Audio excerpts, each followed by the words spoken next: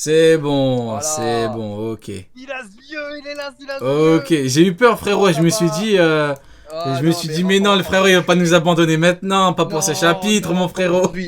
Je vais pas rester longtemps parce que je suis éclaté. Mais impossible d'abandonner la team pour un chapitre. Ouais. Eh ben Là, écoute, c'est là, quoi. parfait. On Et va ou pas. reprendre depuis le début, voilà, on fait comme si c'était rien passé. Du coup, comment vas-tu, Ah, Silas? ça va et toi? Eh Comment ben, va le chat de l'Euro Jackson? écoute, Comment allez-vous tous? très bien, très heureux de t'avoir parmi nous. Et nous avons également Grim, qui n'était pas prévu, mais qui va nous parler un petit peu du chapitre. Ça va, Grim? Eh ben écoute, ça va très bien. J'espère que le chat est en feu parce que le chapitre était exceptionnel. C'est un 10 sur 10, je veux rien savoir. Magnifique. Je Et veux bah rien savoir. écoutez, tout le monde est chaud. Bah écoutez, c'est parti, on va pouvoir démarrer.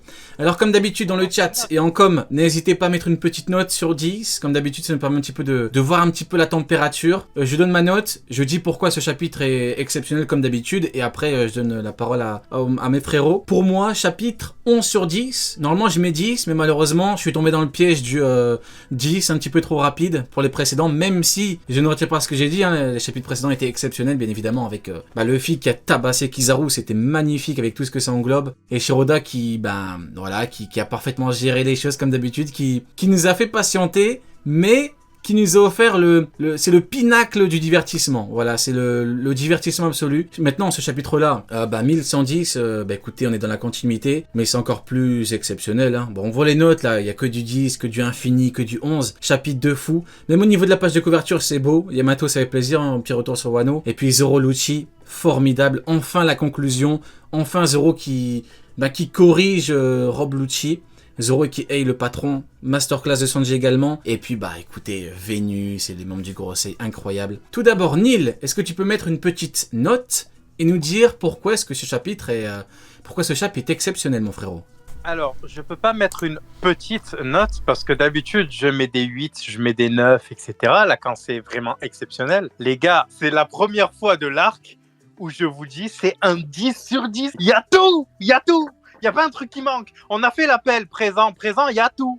Tu vois, il y a tout le monde, ils sont tous là dans le chapitre. Il y a tout ce qu'il me faut pour que vraiment la note soit au max du max. On a carrément, dès le début du chapitre, il y a l'équipage de Doré et Broggy, ils sont là en mode promenade, frérot.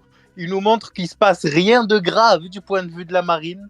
On a la masterclass de Vénus qui est incroyable, on va en parler tout à l'heure. Mais il y a tout. Qu'est-ce qui manque à ce chapitre en vrai de vrai? Les gars, dites-le moi. On a Magnifique. du reveal, on a du combat, on a du drôle, on a tout ce qu'il faut. Exactement. Et on a, bien évidemment, une fois n'est pas coutume, un chapitre tout en puissance. Hein. De toute façon, on est habitué, mais là, c'est vraiment prononcé. Hein. Là, l'auteur a vraiment eu envie de nous montrer que les membres du Gorosei sont pas là pour rigoler, et on va parler de leur efficacité. Mon frérot Silas, peux-tu mettre une petite note et nous dire pourquoi est-ce que ce chapitre est bien? Je vais pas mettre une petite note, je vais mettre une grande note de 10 sur 10. Voilà, c'est tout. C'est une masterclass. Comme l'a dit mon frère O'Neill, comme tu viens de le dire, frérot, c'est juste incroyable tous les reveals qu'on a. Et puis, la double page, elle est... Franchement, Oda, il a fait quelque chose. C'était exceptionnel pour moi. Mais on va en parler, mais non, mais... non. C'est fou de se dire que ça arrive après la pizza. Non. Pour moi, le chapitre pizza, c'est Non. tellement la conclusion de beaucoup de choses que je me suis dit, faire un meilleur chapitre, ça peut être compliqué, mais là, c'est... Là, pour moi, c'est exceptionnel. Les membres Ah, du on m'entend Gorosei, pas bien, l'équipe, apparemment. le dessin et c'est ouf. Franchement, c'est une masterclass. Voilà, Ok. c'est un 10 pour moi. Et du coup, mon frère au Grim, peux-tu mettre une... À chaque fois, je dis petite note, on me dit, ouais, pas une petite... Bon, peux-tu mettre une grande note et nous dire pourquoi ce chapitre est bien? De toute façon, moi, ça va être simple. Comme j'ai dit tout à l'heure, c'est un 10 sur 10. Pour des raisons, mais totalement évidentes. Les combats sont complètement fous, comme a dit Neil, il y a tout le monde. Oda, il s'est buté sur les planches, elles sont magnifiques. Genre vraiment, les planches, on voit tous les doyens, elles sont pépites de fou. Genre, il a trop bien dessiné les persos, c'est une dinguerie. Il a mis tellement de détails, c'est un truc de ouf. Vraiment, le chapitre, il n'y a rien à redire. C'est un 10 sur 10, c'est indiscutable. Genre vraiment. Masterclass, je valide vos propos. Maintenant, on va pouvoir démarrer avec le chapitre, comme d'habitude, étape par étape. Et moi, je voudrais, c'est vraiment le tout début du chapitre, mais mine de rien, pour moi, c'est pas un détail. C'est-à-dire que là, on a vraiment de grosses auras, de grosses éclairs. Et on connaît un petit peu l'auteur vis-à-vis du Haki, il a toujours joué... Est-ce que tu es en train de nous dire, Rio, ouais. que rien n'est laissé au hasard? Oui, Est-ce tout que à t'es en fait. train de nous dire que rien n'est laissé au hasard dans ce chapitre? Tout à fait. C'est Alors, exactement ça. On va t'écouter, on va t'écouter. Exactement. Bah justement là, c'est parfaitement, il a parfaitement démarré le chapitre en nous mettant au loin les auras, les éclairs pour nous montrer que ça va être chaud vis-à-vis d'eux. Et effectivement, on voit que dans la construction du chapitre, on voit que tu as une montée en tension et on voit que on n'a pas juste la révélation vis-à-vis des membres du Gorosei, on a surtout la très grande efficacité de certains membres pour l'instant, même si bien sûr les autres, on imagine bien que ça ne va pas trop tarder. Et au niveau de l'aura, Neil, je sais pas ce que t'en penses, mais moi je trouve que ça nous montre bien à quel point ces mecs-là sont dangereux, tu vois, parce que vis-à-vis tu vois, Kaido, par exemple, il était très impressionnant, très dangereux, surtout vis-à-vis de ce qu'il nous a montré. Tu vois, il y a eu tout un lore par rapport à Kaido, comme on l'a présenté, tu sais, l'un des pirates les plus forts, on dit que personne n'est plus fort que lui, etc. Et Kaido, c'est surtout un mec qui te choque quand tu le vois faire des choses. Mais là, rien qu'avec une aura, c'est fou de se dire que rien qu'avec une espèce de fumée, des éclairs, tu te dis, ces mecs-là, ils sont pas là pour rigoler. Et effectivement, on verra plus tard qu'ils sont pas là pour rigoler. Qu'est-ce que t'en penses un petit peu, Neil? Bah, je pense que tu as tout dit à partir du moment où tu as cité Kaido. C'est exactement ce que je voulais faire tout à l'heure. Il y a ce côté fumée noire. Kaido a ça sur le dos, tu sais, tout au long de sa forme dragon. Et les Zoan éveillés ont ça en écharpe. De l'autre côté, moi, je vais te prendre le contre-exemple de Luffy et de Yamato qui ont cette écharpe en blanc. Et en fait, cette aura donc, dont tu parlais, il y a quelques mois, vous m'aviez expliqué du coup la théorie du Dawn et Dusk, là, donc l'aurore et l'aube, enfin le crépuscule et l'aube. Et je pense que ça peut, scier le clan des dés en deux, ou en tout cas ce qu'étaient les deux clans du siècle oublié en deux. D'un côté, on va avoir la lignée Im, Xebec et tous ceux qui ont une aura à la barbe noire un peu ténébreuse. Et ce chapitre m'a fait poser énormément de questions sur ça, en fait. Vraiment, cette scène dont tu parles. Et de l'autre, on va avoir donc les héritiers de Nika, Joy Boy, ceux qui suivent la volonté de Roger à la Yamato, Oden, etc. Tu vois. Et ce qui m'a troublé et qui est assez intéressant, en fait, c'est que dans énormément de mythologies différentes, on a ce côté-là de crépuscule contre aurore. Et généralement, c'est des jumeaux, comme les Castor et Pollux, par exemple, dans la guerre de Troie. On a aussi des divinités iraniennes, syriennes et romaines. Et donc, comme je vous le disais la dernière fois, j'associe Lucifer à Im, et l'antéchrist du coup à la lignée barbe noire, Xebec, tout ça.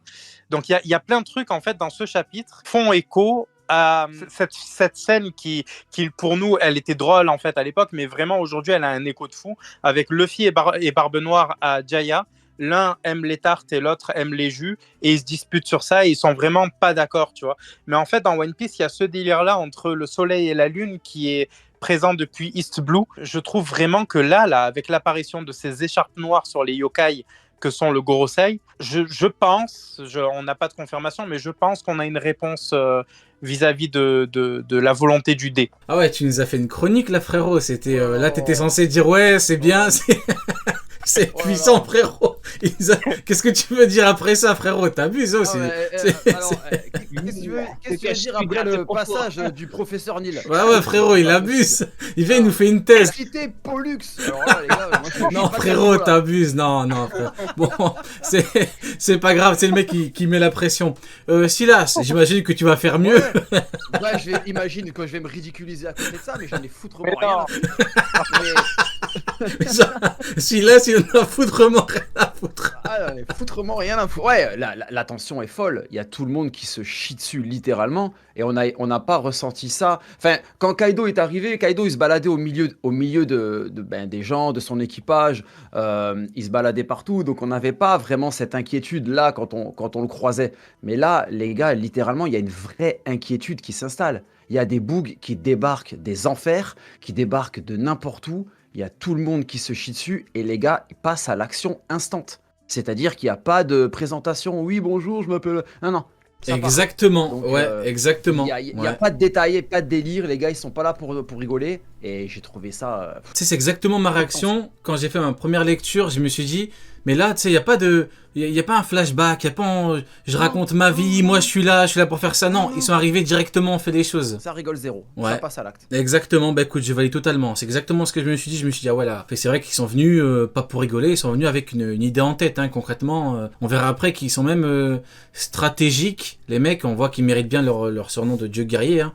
Concrètement, les mecs, ils sont arrivés, ils sont à 3 contre un Yonko, il y en a un qui va en haut, un qui s'occupe de gérer les autres. Donc je valide. Je suis d'accord avec Laura Blanche, Laura Noire, Pollux, tout ça, je suis totalement d'accord avec le Castor et Pollux, c'est des héros On valide Castor et Pollux. On valide tous Castor et Orlimbus, on valide. On valide tout ce qui est tramway et bus et tout, on valide tout ça. On valide tout, frérot. Et toi, du coup, Grim, quel est ton avis là-dessus par rapport à ce que dégagent les mecs alors qu'on les a même pas encore vus, c'est juste l'introduction du chapitre. Et ben, ce qu'ils dégagent, j'ai envie de te dire, déjà, c'est un certain flow, parce que voilà, faut savoir qu'ils ont tous un certain flow, même si j'ai une préférence pour certains, ils ont tous un flow assez prononcé, il faut le dire. Oui, oui. Et même l'inquiétude que quand les personnages autour d'eux, ils se disent, mais dans quoi on s'est foutu? Limite, il y en a, ils savent même pas ce qu'ils foutent là, je suis sûr. T'as les soldats de la marine, ils doivent se dire, mais qu'est-ce que je fous là, en fait? Enfin, oui, c'est mon job, mais qu'est-ce que je fous là? Genre, je suis à côté de mecs, c'est du grand n'importe quoi. C'est un peu, en fait, c'est un peu ce que Neil et du coup, Silas disait tout à l'heure, enfin, c'est exactement ça. T'as tout le monde qui se pisse dessus parce qu'ils sont trop chauds. Genre, ils arrivent, ils débarquent de nulle part, ils disent pas bonjour, on rentre dans le tas et on tape. C'est juste ça, c'est un truc de fou. Leur arrivée, elle est exceptionnelle. Mais on voit quand même juste avant la case de Marie-Joise, on voit quand même les géants qui marchent normal en train de rigoler. Oui, attends, c'est la prochaine, c'est le prochain sujet. Ça, c'est une dinguerie monumentale. Okay, on va en parler, ne soyez pas trop pressés. Je traîne. Oh, le frérot, il a 140 là, il roule à gauche là, le frérot. Les limitations de vitesse, frérot, les limitations, on respecte. Oh putain, les mains à 10h10, coup d'œil, clignotant, ok, je vais tout respecter. Vas-y, Neil, tu voulais rebondir. Ouais, Grim disait un truc du style, il y a des mecs de la marine, ils savent pas ce qu'ils foutent là et tout. Moi, je trouve ça grave qu'une vice-amirale qui a 140 ans... C'est vrai. Ça, je te jure, c'est vrai, frérot. Oh, frérot, elle a 230 ans. Je suis mort. Elle a 230 ans, elle est en train de paniquer, la pauvre, elle s'est dit mais putain, mais j'aurais dû partir en retraite. Bah oui, fallait partir en retraite. Bah j'aurais oui. dû canner il y a 200 ans déjà. Non mais c'est bon. Non mais c'est vrai, au bout d'un moment, on peut, bon, mine de rien, bon, débat parallèle, mais il faudrait quand même voilà, se poser des questions par rapport à la marine. Comment se fait-il que cette dame qui a approximativement 430 ans soit encore sur une bataille, quoi? C'est un petit peu... Mais surtout qu'elle sache pas ce qui se passe, Rio. Elle sait pas ce qui se passe. Alors que, vraiment, elle voit les éclairs, elle comprend pas qui c'est. Le problème, en fait, c'est que dans sa tête, là, elle se dit, mais c'était quoi le brief? On m'a pas briefé sur ce qui allait se passer. Dans le chat, pour ceux qui voient pas... Dans le chat, pour ceux qui voient pas, c'est la meuf qui ressemble à Splatoon. Ah ouais, attends, c'est vrai, je l'aurais pas montré, c'est vrai, autant pour moi. C'est la petite vieille en bas à droite, là, de la vieille peau, là. Ouais, là, la couche, elle est pleine. Oh non. Faut rentrer, mamie. C'est vrai, excusez-moi, la régie est très lente ce soir, effectivement, désolé. Alors attendez, avec un peu de... Voilà, donc on parle d'elle. J'ai oublié son nom. C'est l'une des premières fois que j'arrive pas à assimiler le nom tellement qu'ils sont random. Alors qu'ils sont censés être importants dans l'arc, ils sont, entre guillemets, censés être importants comme ils ont été présentés. Concrètement, je me souviens, je connais que Doberman, concrètement. Ah oui, l'autre, Toza, parce qu'il s'est fait fumer. Ah, Toza, ouais, il s'est fait Toza, parce qu'il s'est fait Toza. Mais franchement, les autres, tellement, c'est des randoms. Du coup, on va avancer un petit peu maintenant. Alors bon, on va forcément, avant de parler des vrais problèmes, bon, apparemment, elle s'appelle le Bluegrass. Voilà, Bluegrass. Il n'y a rien de gracieux chez elle, hein, mais bon, c'est pas grave. Ne pas avoir de... Pareil. Tout à fait. Du coup, avant de passer au vrai problème, effectivement, en quelques mots, Neil, bon, je donne mon avis. Mais je trouve ça extrêmement drôle que les géants tabassent la marine. Je crois bien, tu me corriges si je me trompe, Nina, mais ça doit faire 3 chapitres que les géants tartent la marine. Je crois bien que on avait eu le chapitre où ils sont arrivés d'Oribrogui et juste après ils avaient commencé à tabasser la marine. Je crois bien que ça fait 3 chapitres d'affilée que les géants, ils sont représentés, entre guillemets, comme étant intouchables. Là, ils sont en train de détruire les bateaux, et t'as dit quelque chose de très intéressant. T'as dit, ils sont en train de marcher normal. Ils sont chez eux. Tu vois, ils sont chez eux, c'est un truc de ouf. Donc je sais pas ce que t'en penses en quelques mots, parce que bon, le plus important c'est ce qu'on verra après, mais c'est quand même un truc de ouf, ils en ont rien à foutre, ils leur chient dessus quoi. Déjà, ça fait 5 chapitres parce que dès qu'ils étaient en mer, ils étaient déjà en train de les tabasser. Ça, c'est une dinguerie. Ils étaient même pas encore pied à terre qu'ils les tabassaient déjà. Et frérot, dis-moi, tu vois un géant chez toi avec une perche à selfie, tu vas pas aller le déranger, tu vois ce que je veux dire? Leur meilleur vlog, ils sont là pour vlogger. Tellement ils sont à l'aise de débarquer des géants d'autres mangas. Il y a Diane qui va débarquer, frérot. On va pas comprendre ce qui se passe. Du coup, je vous affiche, j'essaye de faire la régie en même temps. Je vous affiche, effectivement, j'ai pas dit n'importe quoi hein, quand j'ai dit que les marines fuient. On voit bien qu'il y en a qui tentent d'attaquer en vain, hein, ça ne marche pas du tout. Et on a un soldat de la marine qui s'enfuit. Hein. Donc on voit bien que l'auteur a la volonté il a envie de nous montrer que les géants, ils sont vraiment là en mode... En fait, c'est paradoxal, parce qu'ils sont là en mode on rigole pas, mais ils rigolent. Donc moi, je pense qu'ils sont plus dans la moquerie. Voilà, on voit que lui, il sourit... Le géant en question, il se moque d'eux. Là, il est en mode je me moque de vous. Tu vois que le mec, il est effrayé. Mais là, j'avais dit il y a 2 semaines, t'étais devant Xebec ou quoi? Pourquoi tu paniques comme ça? Regardez-moi comment il se chie dessus. Je trouve ça totalement fou. Voilà, l'auteur a vraiment envie de nous montrer que les géants, concrètement, les pauvres marines, voilà, rions. Et toi, du coup, Silas, c'est quoi un petit peu ton avis là-dessus par rapport aux géants qui marchent normal comme s'ils étaient chez eux, hein. C'est vachement humiliant, frérot. Je sais pas, ils vont aux champignons, là, ils sont tranquilles, ils sont venus en vacances, en détente, peinard. Franchement, c'est une humiliation, encore une fois, quand tu vois la tête de la vieille, là, qui... Bon, je doute fort que ce soit ses vraies dents. Oh, frérot nous sommes pas dans le jugement, frérot. Soyons honnêtes. Oui, soyons honnêtes, frérot. C'est trop parfait pour être vrai, je suis désolé, c'est faux. On nous ment, c'est faux. Et là, en dessous, t'as les géants, tranquilles, ils sont là. Docom. L'auteur en profite pour nous remontrer leur plus gros smile. Je trouve que c'est un massacre. Et toi, du coup, Grim, en quelques mots, ton avis là-dessus par rapport aux géants qui avancent en mode totale humiliation. Hein, les marines sont impuissants, hein, c'est le bon terme. Hein. Bah écoute, c'est hilarant de voir des mecs qui font la taille d'un navire. Je suis littéralement en train de retourner tous les marines. Ça me tabasse, tu vois des navires qui explosent dans tous les sens, tu les vois juste en train de tous se défoncer. C'est très drôle. Ils sont en train de les défoncer. Il y en a un avec une flèche, Grim. Hein. Il y en a un avec une flèche. Oui. T'as des frères. Get la taille de la flèche aussi, frérot. Avec un arc comme ça, tu peux pas te ramener avec une vraie flèche. Bientôt, on va voir un lance-pierre. C'est un navire avec une flèche, frère. Attends, j'avoue, c'est pas... Frérot, c'est... C'est la flèche abyssale. Attends, mais j'avoue, la flèche, elle est énorme. Ah, mais j'avais pas fait gaffe, il a détruit le bateau. Moi, je suis parti du principe que c'était le PX qui détruisait le bateau. Mais non, je crois que c'est...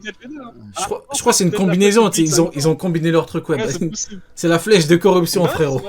Regarde, il y a une sorte de lumière blanche autour de la flèche. Là, on dirait comme quoi il y a un truc autour. Ouais, je sais pas si c'est de la merde ou quoi, mais bon. Non, c'est du bois. Non, c'était du bois. Tu détruis un navire de la marine qui a coûté une blinde avec une flèche en bois. C'est vachement humiliant. Hein, c'est vraiment terrible. Du coup, maintenant on passe au vrai problème. Hein.